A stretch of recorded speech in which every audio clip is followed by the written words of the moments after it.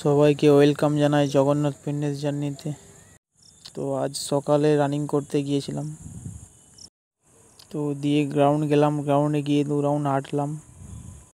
হাঁটার পর 5 কিমি রানিং করলাম, রোডে রানিং করলাম মিডিয়াম স্পিডে।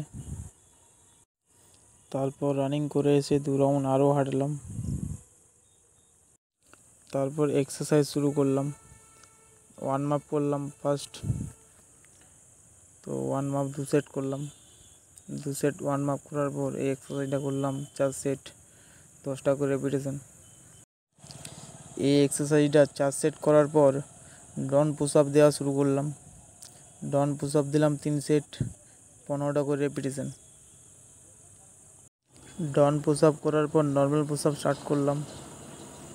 নর্মাল পুশ আপ করলাম 3 সেট 20টা করে। তারপর করলাম চিন আপ 8টা করে 3 সেট করলাম।